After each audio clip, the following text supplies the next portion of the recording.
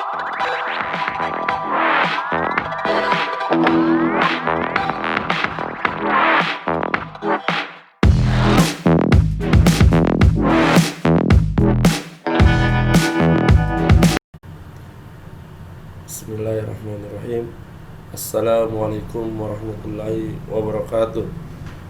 Alhamdulillah, puji syukur terpanjatkan kehadirat Allah Subhanahu wa taala. Karena atas berkat rahmatnya kita masih diberi kesehatan hingga saat ini. Salat dan salam tak lupa kita kirimkan kepada junjungan besar Nabi Muhammad SAW serta keluarga dan para sahabatnya. Semoga kita senantiasa menjadi umat beliau hingga akhir zaman nanti. Berkenan dengan tugas yang diberikan oleh Bapak dosen mata kuliah Etika dan Profesi Hukum.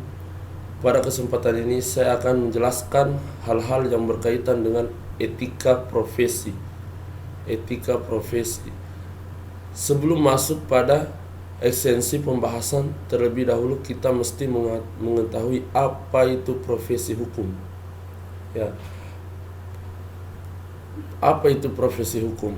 Pertama, kata profesi dalam bahasa Inggris disebut dengan profession, yang dimana dalam bahasa Latin juga disebut dengan professos. Nah, kedua diksi ini memiliki pandangan yang sama, di mana memiliki arti yang serupa, yaitu pekerjaan yang memiliki keahlian tertentu. Olehnya itu, profesi adalah suatu pekerjaan yang harus memiliki suatu keahlian tertentu, yang mana keahlian itu harus dihasilkan dari sebuah pendidikan formal, baik itu pendidikan tinggi kursus, pendidikan yang lainnya, yang nanti pada saat orientasi bekerja biasa mengembangkan kepribadiannya dan sikap profesional. Profesi hukum itu sendiri adalah profesi hukum yang terhormat dan mulia, disebut dengan officium nobile. Karena profesi hukum bertugas menegakkan keadilan, mencari suatu kebenaran.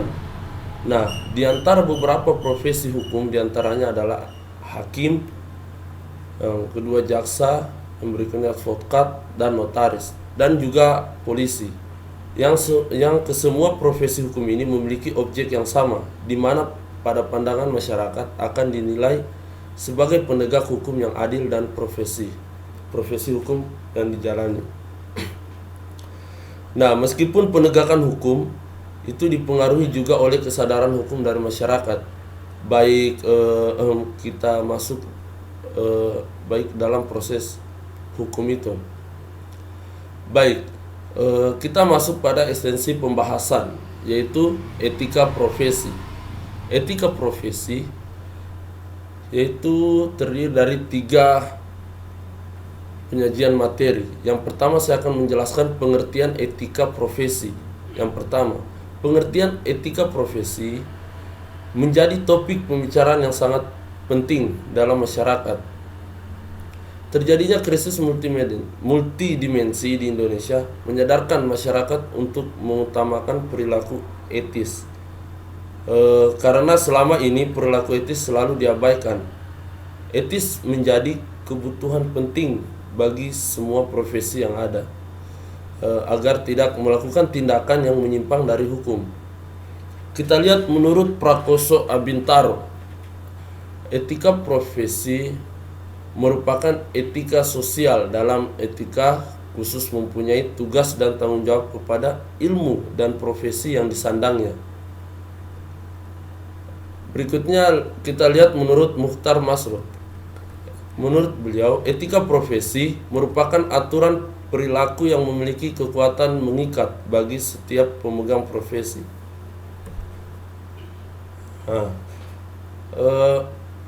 Kita lihat dari pendapat lain. Menurut pandangan lain, etika profesi adalah bagian dari etika sosial, yaitu filsafat atau pemikiran kritis rasional tentang kewajiban dan tanggung jawab manusia sebagai anggota umat manusia.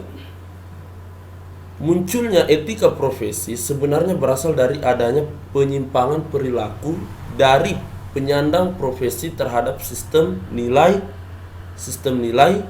norma, aturan, ketentuan yang berlaku dalam profesinya.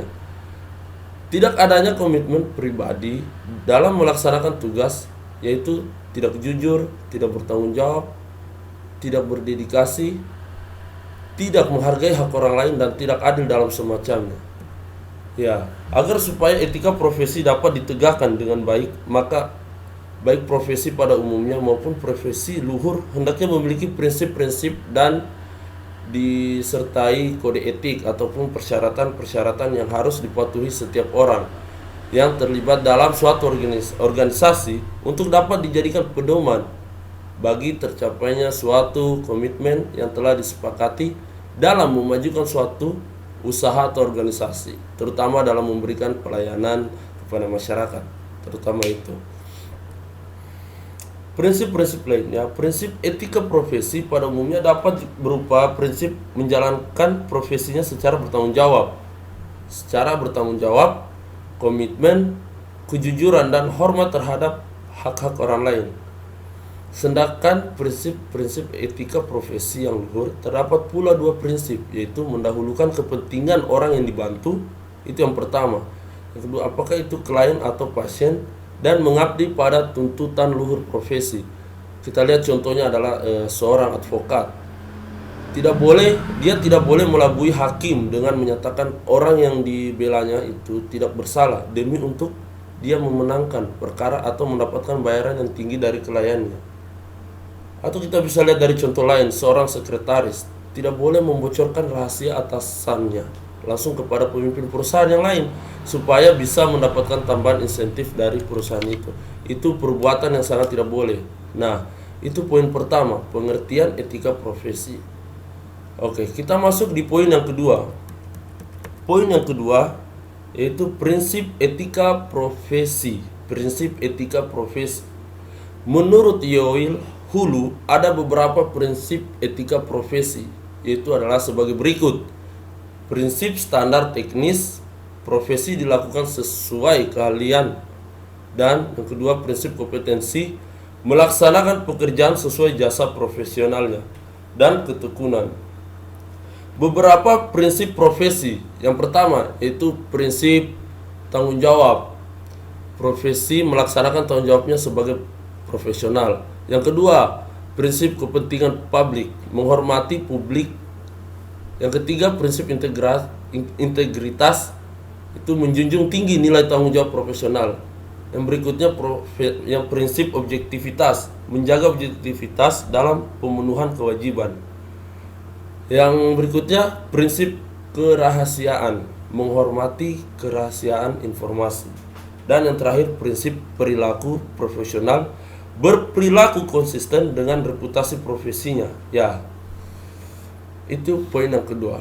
Selanjutnya kita masuk di poin yang terakhir, yaitu poin ketiga. Di mana poin ketiga yaitu kode etik profesi.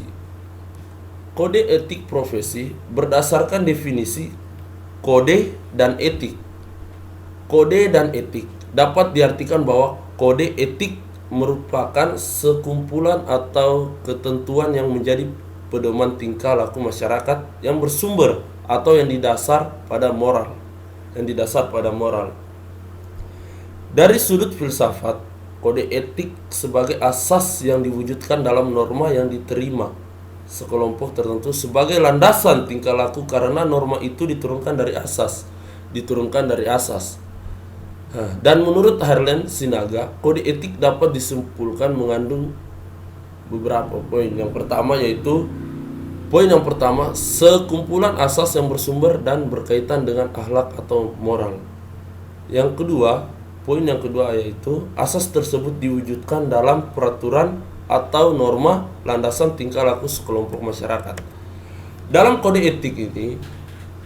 etik profesi ini merupakan produk etika terapan karena dihasilkan berdasarkan penerapan pemikiran etis atas suatu profesi. Kode etik profesi dapat berubah dan diubah seiring dengan perkembangan ilmu pengetahuan dan teknologi, sehingga anggota kelompok profesi tidak akan ketinggalan zaman. Baik, itu saja yang mungkin bisa saya sampaikan. Lebih dan kurangnya mohon dimaafkan. ilahi fisabil haq fastabiqul khairat. Assalamualaikum warahmatullahi wabarakatuh.